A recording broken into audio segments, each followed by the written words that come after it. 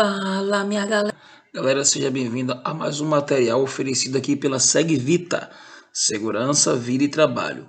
Hoje daremos continuidade ao nosso trabalho, né? Falando sobre os procedimentos aí da NR33. Hoje, fazendo essa abertura desse vídeo, eu estarei falando sobre procedimentos e utilização da permissão de entrada de trabalho, equipamentos, monitoramento e treinamento de pessoal e também noções de resgates em primeiros socorros. Para dar início aqui, procedimentos de utilização da PET. Galera, a permissão de trabalho a gente chama aqui de PET, correto? Então, olha só, nas atividades com envolvimento de espaços confinados, é obrigatório ter no mínimo 2 pessoas acompanhando o processo, sendo um deles denominado vigia. Existem alguns procedimentos em relação à PET e aqui a gente vai mostrar para vocês.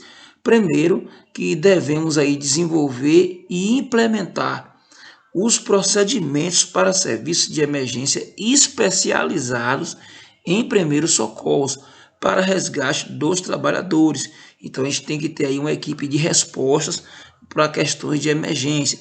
Isso aí é fundamental no trato aí da PET. Também procedimentos de preparação, galera. Então, emissão, uso e cancelamento da PET, tem que haver esses procedimentos de coordenação de entrada, que garantam a segurança de todos os trabalhadores, independente de haver diversos grupos no local, beleza? Outra coisa importante é interromper as operações, lá tanto de entrada do serviço como execução, sempre que surgir um novo risco de comprometimento aos trabalhadores. Então, tudo aquilo que aparecer relativo a risco que pode ali vir comprometer a segurança dos trabalhadores, então a gente deve interromper as operações. Toda operação que for coberta pela essa permissão, que já foi completada, ela já deve ser encerrada. Então, todos os serviços que foram previstos no PET, na PET, que já foi contemplado, automaticamente a gente suspende as atividades, beleza? Outro motivo aí de encerramento e cancelamento da permissão é quando uma condição não prevista na PET, ali aquela permissão de entrada, ocorrer dentro das proximidades do espaço confinado. Olha só, não necessariamente tem que ser lá dentro daquele espaço confinado, mas só em ser nas proximidades, uma condição que não foi prevista na PET, ela deve ser cancelada ou encerrada, beleza? Outra situação, quando houver saída ou pausa ou interrupção dos trabalhadores em espaço confinado. Galera, se houver uma saída, se houver pausa ou interrupção lá nos trabalhos, também deveremos aí encerrar ou cancelar essa PET, essa permissão de entrada. A PET é um documento que vai nortear os trabalhadores, que vai nortear todo aquele corpo de trabalhadores envolvidos naquela atividade para o que se deve ser feito. O que vai ser feito, né, durante esse serviço? Vai estar descrito lá no PET. Quais são as equipes de resposta para casos de primeiros socorros? Vai estar constante lá no PET. Então, tudo que deve ocorrer em torno do trabalho tem que estar constante no PET.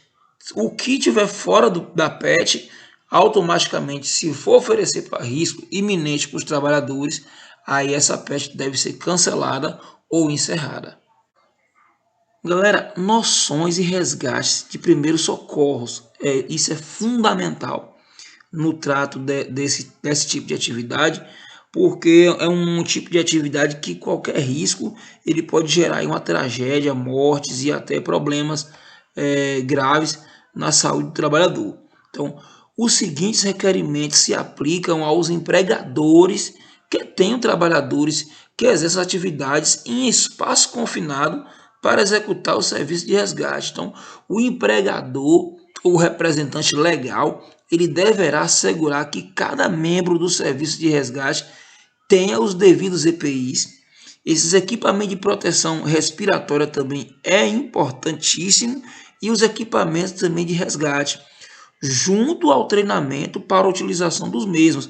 É claro, não adianta você dar o equipamento de proteção para o trabalhador, o equipamento de resgate, se ele não sabe utilizá-lo, não é isso? Então o treinamento também é fundamental. Cada membro do serviço de resgate deverá ser treinado para desempenhar as tarefas de resgate. Então isso é importante, porque na hora de dar resposta lá naquele sinistro, o cara tem que saber o que vai fazer, para onde não vai, qual é o equipamento que ele vai utilizar, qual é o equipamento que ele não deve utilizar. Os membros do serviço de resgate deverão receber o mesmo treinamento requerido para trabalhadores autorizados.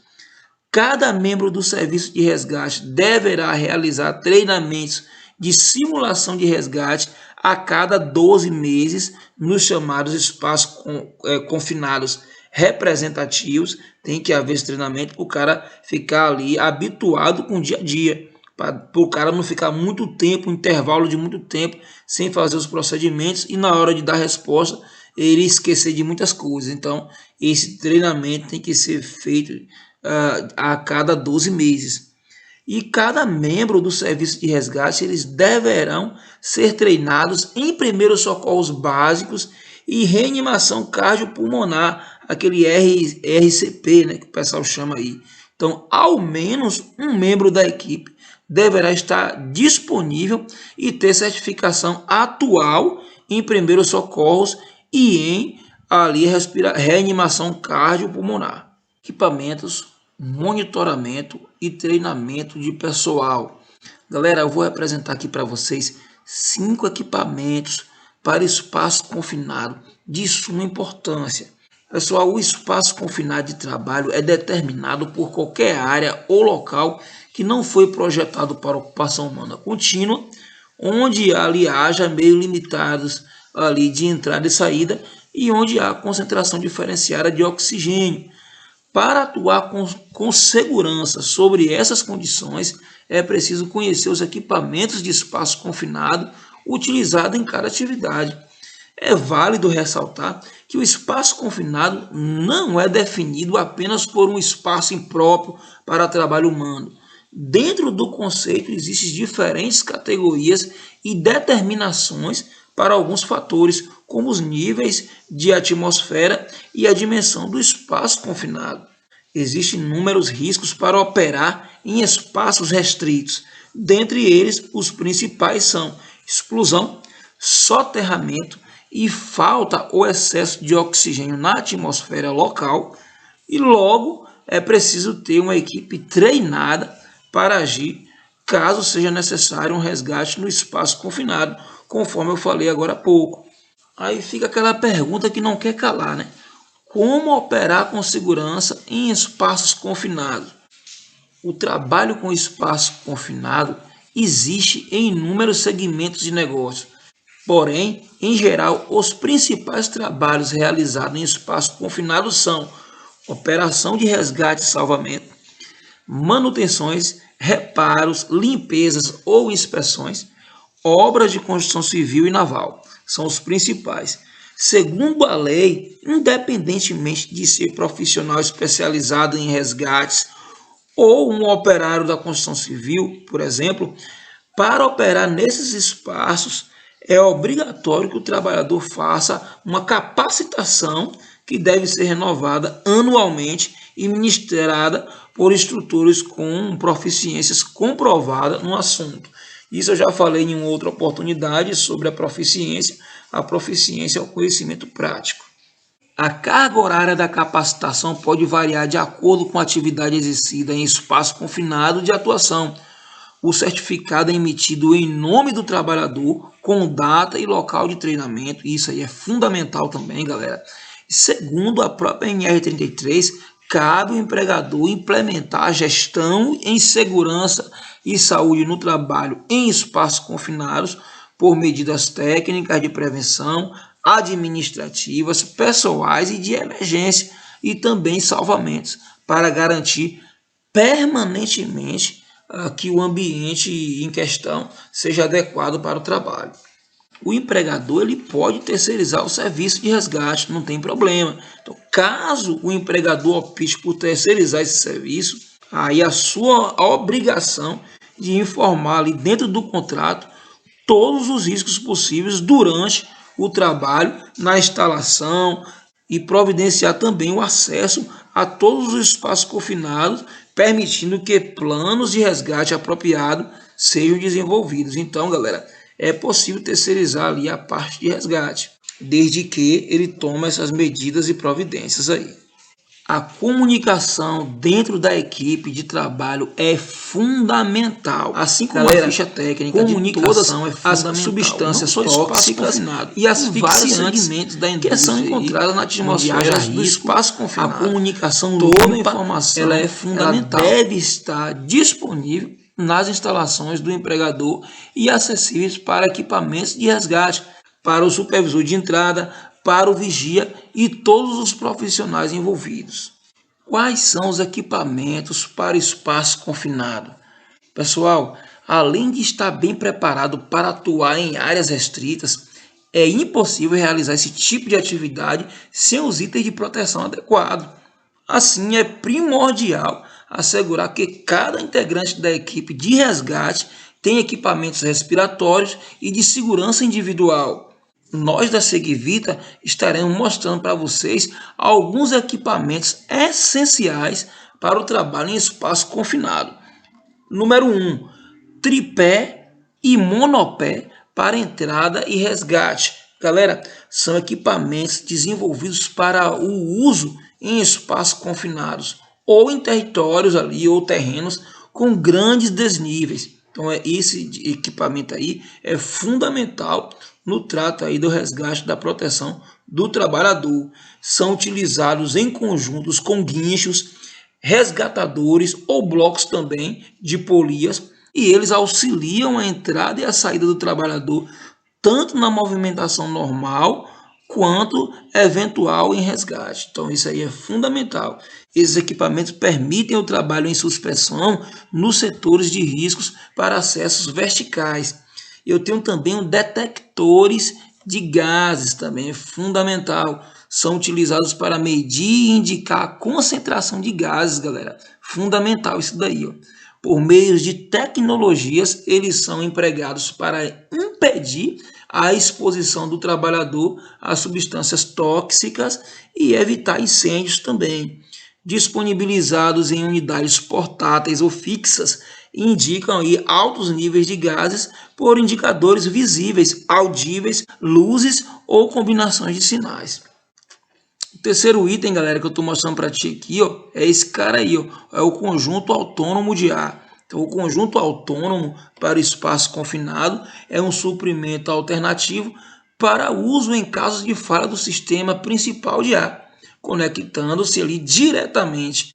Ou seja, ele fica em conjunto de cilindros de ar respirável ou com um compressor de baixa pressão. Quando acionado, galera, esse cara aí, ó, em casos de falha dos compressores de abastecimento principal ou o próprio esgotamento de reserva, ele supre facilmente a ausência de ar e protege o trabalhador. Então, caso o sistema principal falhe, ele já entra em ação para fazer a proteção dos trabalhadores. Muito interessante, muito utilizado aí em locais com deficiência de oxigênio ou contaminantes na atmosfera, que é uma das características do próprio espaço confinado.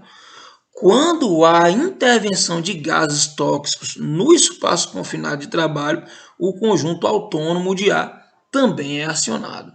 Esse é o quarto item aí, galera, o trava-quedas, né? Ou o guincho, é muito conhecido aí também na galera da elétrica, né? Então, pessoal, o trava-quedas é um equipamento de proteção individual, é um EPI, protege contra quedas em alturas, utilizado por trabalhadores encarregados de limpeza, manutenção, aqueles serviços também em alturas bem elevadas, tais como atividades em andaimes, cadeira suspensa, aquela cadeirinha CS1, muito utilizado também o trava-queda, em escadas, plataformas ou telhados, também é muito utilizado. Já os guinchos de deslocamento são projetados para situações que exigem múltiplos mastros ajustáveis, podendo ser aí equipados na sua traseira ou dianteira. O quinto item, galera, que a gente trouxe para vocês aqui, ó, é os exaustores insufladores de ar para espaço confinado. Esse cara é descrito pela NBR 16.577. Todos os trabalhos realizados em espaço confinado precisam de algum tipo de ventilação, galera. Exaustão ou uma combinação entre essas duas coisas. Então é muito importante. Por quê? Porque no espaço confinado você não tem a corrente de ar externa como é num ambiente natural. Então aquela atmosfera ali tem acúmulo de gases e ficam concentrados. Então a gente está sempre dependendo aí desse sistema de ventilação e exaustão. Então aí que entra a NBR 16.577, que define o volume, a forma e o tipo de equipamento de ventilação ou exaustão que será utilizado são as análises preliminares de risco, a chamada APR, e também a permissão de entrada de trabalho. É por isso que é importante, galera, esses documentos assim com siglas, APR, análise preliminar de risco, é muito importante. O PET também é importante. Então esses documentos têm que estar contemplando aí essas questões. Pessoal, também existem aí ventiladores, exaustores movidos a diferentes fontes de energia que dependem da situação exigida. O modelo mais comum é o movido a energia elétrica, mas também há opções movidas a, por exemplo, a gasolina, óleo diesel, ar comprimido, entre outras fontes. Esses são os equipamentos básicos aí utilizados na maior parte dos espaços confinados hoje em dia. Existem outros sistemas de equipamentos de segurança que pode ser empregado de acordo à especificidade de cada atividade a serem realizadas, mas basicamente são esses caras aí. Por que se preocupar com os equipamentos para espaço confinado? Essa é uma questão fundamental. Galera, a preocupação do empregador ao providenciar todos os equipamentos de proteção exigido pela NR33 dentro das certificações necessárias é a garantia de que ele está adquirindo um material confiável e resistente. Então, seguir tal norma significa diminuir consideravelmente os riscos de acidentes. Galera, a NR33 ela não é feita de qualquer jeito. Existe todo um critério. Então, uma comissão chamada comissão tripartite. Na verdade, não é só a NR33, todas as normas. Então, tem representantes dos empregadores, representantes do empregado e representantes do Estado, do governo. Essa é chamada comissão tripartite. Então, é fundamental seguir as normas para garantir a segurança do trabalhador e garantir equipamentos que de fato vá gerar uma segurança para o trabalhador.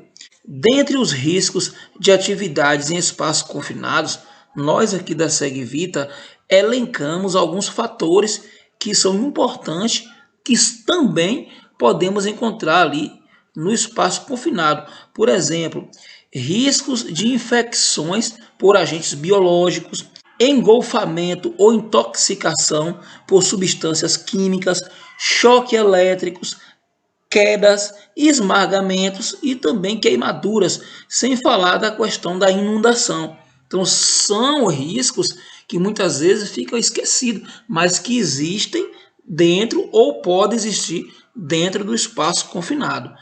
Pode ser um desses de que eu citei agora, pode ser uma combinação desses, mas são situações que a gente pode estar encontrando aí nos espaços confinados. É por isso que é importante a gente estar se informando. É por isso que é importante a gente estar adquirindo material confiável e resistente. E isso só através da própria norma que trata do tal assunto. No caso do assunto de questão, a NR33. Além do uso de todos os equipamentos necessários, a legislação também exige que seja feito um reconhecimento prévio dos espaços confinados, seguindo a avaliação, monitoramento e o controle dos riscos. Galera, não é brincadeira. Espaço confinado não é brincadeira, é um ambiente hostil. Tem que ter todo um critério, tanto do material humano como os recursos materiais e também ter essa gestão, que é você fazer o acompanhamento prévio. E isso se chama gestão. Agora fica aquela questão no ar, minha galera. Como proceder em um espaço confinado? Como proceder em um resgate em espaço confinado? Para garantir a segurança do profissional a ser resgatado e daquele que realiza o resgate, é preciso adotar técnicas e procedimentos próprios de espaços confinados. Apesar de cada espaço confinado ter as suas particularidades, podemos dividir os procedimentos em 4 fases. Foi o que a gente da Segue Vita fez aqui. A gente, preocupado com essa questão, a gente elencou aqui 4 fases aí para procedimentos particulares dos espaços confinados. Número 1, identificação, reconhecimento e avaliação do espaço. 2, verificação dos equipamentos. 3, escolha de técnicas de resgate. E 4, prevenção de acidentes. A gente vai estar falando de cada um aqui detalhadamente. Situação 1, identificação e reconhecimento e avaliação do espaço. Um salvamento, galera, exige planejamentos de técnicas de acesso e locomoção. Não é de qualquer jeito. Não é só pegar a marca, a escada, embora. Não é assim. Existe todo um planejamento e toda uma técnica. Logo, o profissional treinado, ele deve fazer um reconhecimento do espaço confinado para averiguar os riscos da operação antes de dar início ao resgate, porque senão ele também torna-se uma vítima. Realizar uma avaliação atmosférica interna é imprescindível, é indispensável para verificar os níveis de oxigênio, gases tóxicos, vapores inflamáveis, que também pode ocorrer, que podem causar explosões, galera. E também para definir qual é o sistema de respiração mais apropriado a ser adotado durante o resgate. Galera, não é brincadeira. A gente sabe que o gás, ele é inodoro, ele é incolor. Então o cara que está naquele ambiente, não há o que dizer que ele vai sentir o cheiro de gás ou o fedor de gás. O gás é inodoro. Então o cara começa a ficar asfixiado, começa a puxar oxigênio e não consegue, e ele cai desmaiado. E se demorar o resgate, ele pode vir a óbito. Porque a gente sabe que um ser humano adulto, ele consegue ficar sem respirar em média 5 a 6 minutos estourado. A partir de estourar esses 5, 6 minutos, o cérebro começa a entrar em processo de necrose, ou seja, morte de parte do tecido. Caso esse cara demore de ser resgatado, de fazer aquela respiração ali cardiopulmonar, reanimação cardiopulmonar, pode ocorrer desse cara aí voltar com algumas lesões de acordo com a parte do cérebro que foi necrosada, que foi lesionada. Então não é brincadeira, espaço confinado não é um ambiente de trabalho para amadores, é preciso É preciso que as pessoas envolvidas nessa atividade estejam treinadas e bem treinadas, com equipamentos à altura para responder lá todo aquele sinistro, e os profissionais façam essa avaliação prévia e que haja esse planejamento. Que isso, como eu falei agora há pouco, não se torna uma gestão. Então não é brincadeira, exige muito profissionalismo e seriedade aí para trabalhar nesses ambientes. Beleza?